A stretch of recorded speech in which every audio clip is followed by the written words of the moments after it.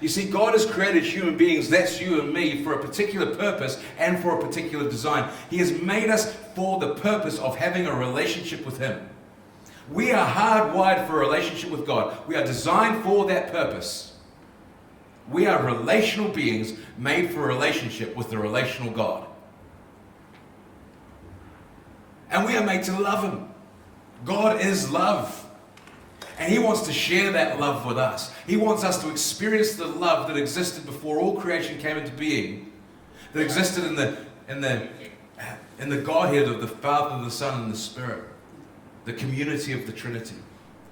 And so He creates human beings for a relationship with Himself in order that we may experience the love of the Father, the Son, and the Spirit.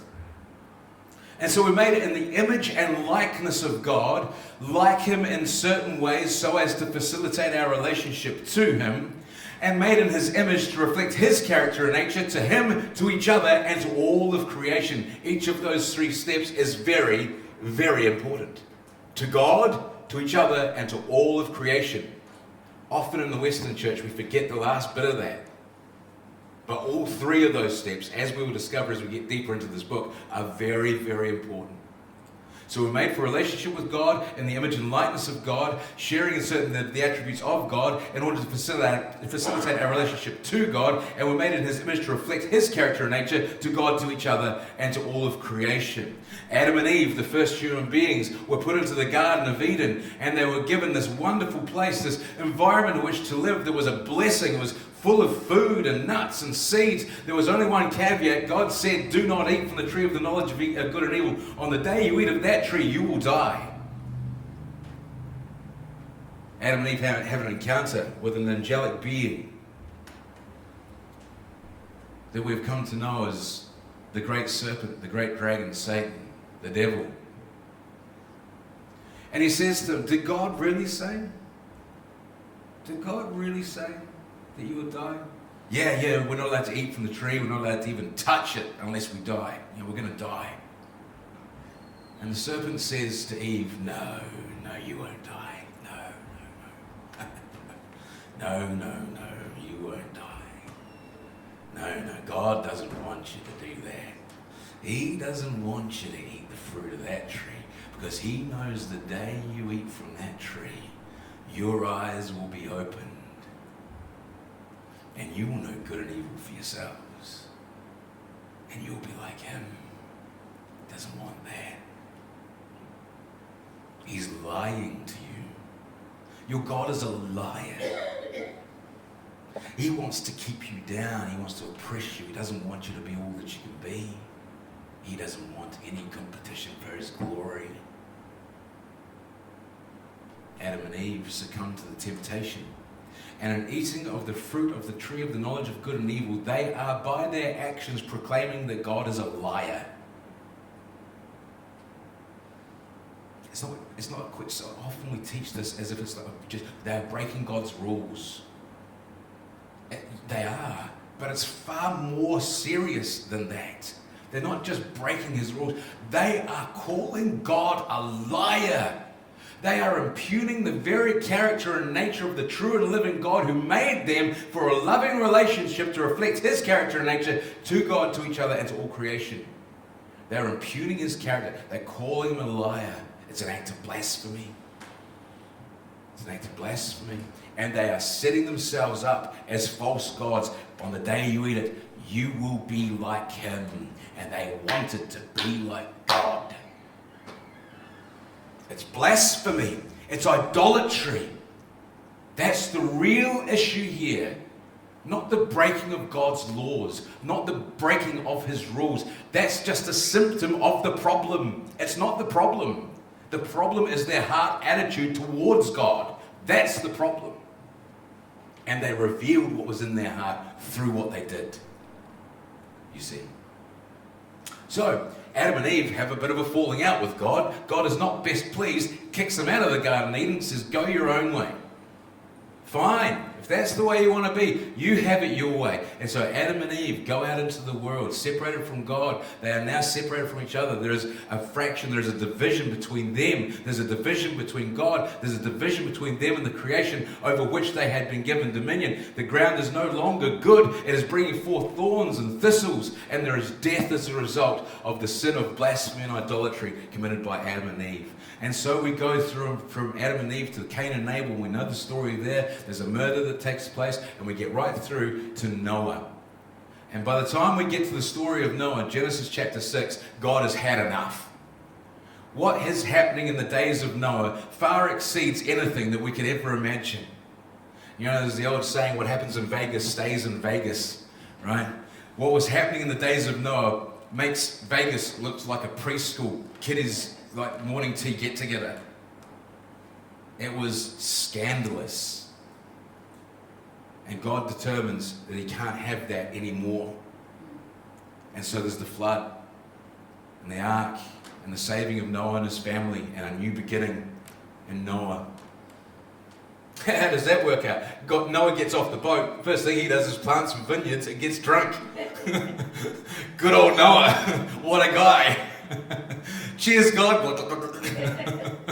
Thanks for saving me. See you at the bottom. Yeah. Well done, Noah. And then there's some sort of scandal between Noah and his son. Not really sure exactly what the details of that are, but it was serious enough that that Noah's son was cursed and his line was cursed as a result. Bad juju. And so we go from Noah and the restart of Noah, and we go through to Genesis chapter 11. There are now a population of people, different nations, people groups. But instead of going out to multiply and fill the earth as they were commanded to by God, they gather in one place and they decide they're going to build a stairway to heaven for all you Zeppelin fans. They're going to make a stairway to heaven, and they're going to climb it and go and meet with God of their own volition. God is not happy about that either. You won't be doing that, says God. So he crushes their stairway to heaven and he scatters the people. I told you, go, multiply, fill the earth. Not stay here. Go. And so the tongues of the people are confused. People start speaking different languages and they're separated and they go and fill the earth. Genesis chapter 12, God decides that he's going to have a certain people. That someone's got to reach this world. Someone's still got to be his mouthpiece to this lost race of human beings. He still has concern in his heart for this people that he's made. Even though they've gone their own way, even though they've rejected him, even though they are worshipping foreign gods, even though they're worshipping trees and stars and moons and each other, as it happens. Even though he still has concern for them and he still wants to reach them. He still wants to reveal himself to a lost and broken humanity. And so he chooses Abraham.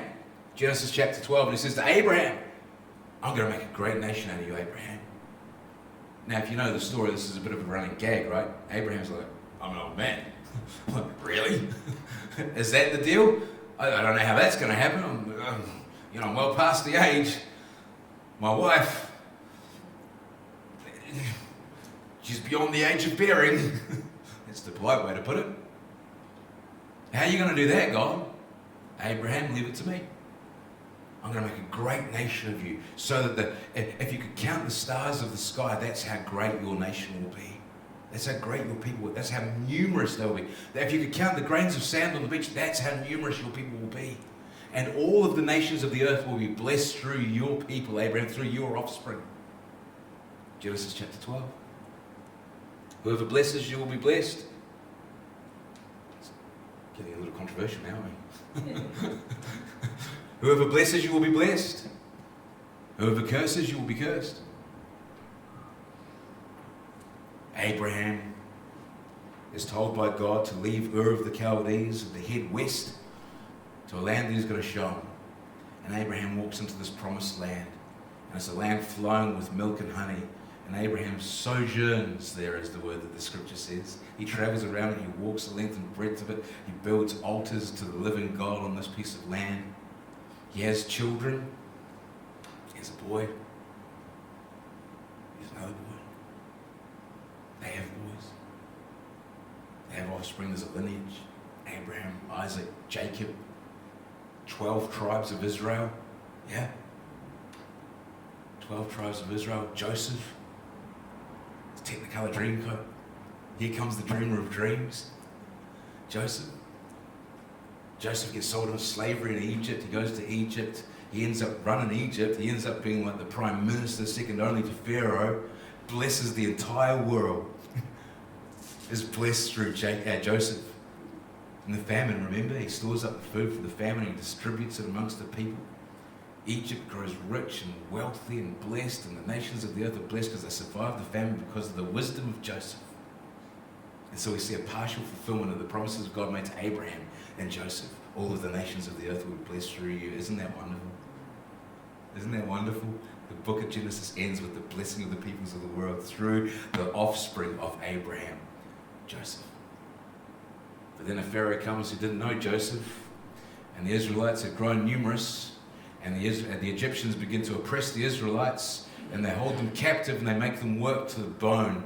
And Israel, the people of Israel held captive in Egypt, are screaming out to God, please send us a redeemer, send us someone to free us from our oppression and slavery. And God hears their cry, He hears their pleas for redemption, He hears their pleas for mercy, and He sends them Moses. And Moses goes and he says, hey Pharaoh, the Lord our God has told me to come and let you know that He'd like His people back if you don't mind. And so we're just going to gather the troops and we're just going to slink off if that's all right with you, Pharaoh. Pharaoh says, heck no, you're going nowhere. So God gently twists his arm until he starts squealing. And then Pharaoh lets them go. And the Israelites leave Egypt. And on that day, the nation of Israel is born. Where are we? We're about somewhere between 15 and 1800 BC. So we're doing okay. We've gone from creation to 1800 BC. Moving right along. I told you we were going on a tiki tour, right? You're going to need some Google Maps for this one. So they're leaving Egypt. Moses is leading the people. He takes them to Mount Sinai. God meets Moses on the mountain, gives them the 10 Commandments and gives them the law, right? 430 years after Abram, the people of the nation of Israel is born, and they are given the law of Moses. And God's promise to Israel is, if you keep this law, you will be blessed. If you are faithful, you will be blessed. If you transgress against my law, you will be cursed. That is His promise. I put about 2 mountains. Remember the 2 mountains? The mountain of blessing and the mountain of cursing. Right? So this is the promise to Israel. The people that God has chosen for the purpose of revealing Himself to the nations of the earth. The nations of the earth are to look to Israel and see the truth that there is indeed a God on this earth. There is a God who presides over all things, and He's the God of Abraham, Isaac, and Jacob. That's the purpose of the nation of Israel. Israel failed. Israel walked with their God. And there's the golden age of Israel under King David. And then his son Solomon. The wealth, this tiny little nation that seems insignificant, was one of the most significant nations in the Middle East at the time. Under King David and then Solomon. Vast wealth, vast riches, huge influence. But if you read the scriptures, you see there was a good God, a good king, a good king, a good king, a bad king. A good king, a bad king, a bad king, a bad king. A good one, a bad one, a bad one, a bad one. And the nation slides into idolatry, slides into false worship, pursuing false gods. God looks at them, says, I chose you for a reason. I chose you to reveal myself to you and through you all of the nations of the earth. And look at the way you're living. Look at the way you're living. Look at the things you're pursuing. Now think about that for a minute. God chose the nation of Israel to reveal Himself through to the nations of the earth. And it worked, right? Think of Naaman. Naaman's not a Jew.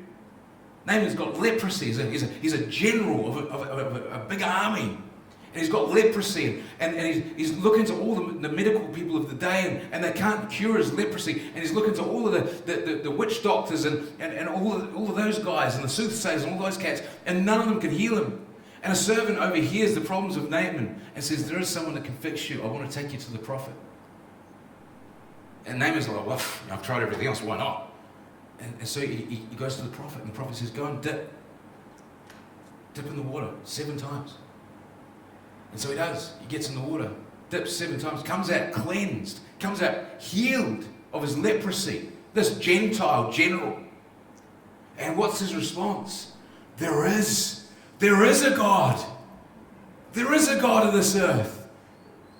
It's the God of Israel. So God, even in their unfaithfulness to God, God still was faithful to them in fulfilling his promise that they would, and his purpose, that they would be a light to the nations through whom the nations of the earth would see the truth of who God is. And so we see success, but the nation of Israel, they're going on a trajectory away from God, and God says, I will bring my judgment against you. And so he uses the Assyrians, and then he uses the Babylonians, and they take them out of Israel. They take them out of the promised land, the land that was flowing with milk and honey, and they go into captivity under the Babylonians. And they're there for a number of years. Eventually they go back, but it's never the same. They're under the rule of someone else. And that's the way it remains, from Babylon to the Persians, to the Greeks, to the Romans. By the time we hit Jesus' day, the Jews are an oppressed people under the leadership of a foreign nation. And they're looking for their Messiah, the one that's going to free them.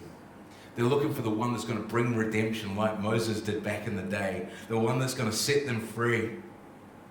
And here's Jesus claiming to be the Messiah. The one that will not only set them free from their oppression, but will set them free from the ultimate oppression, the oppression of sin. But they reject him. They say, no, we don't want that guy. We want the general guy. We want the big guy that bangs his sword on his shield and charges at the enemy. Not this guy, this carpenter who heals people and then gets nailed to a cross. What's that about? So they reject him. He dies. He rises again. It's a bad news, good news scenario. He dies and rises again. And this good news of Jesus, the one who frees us from the oppression and power of sin, starts to travel.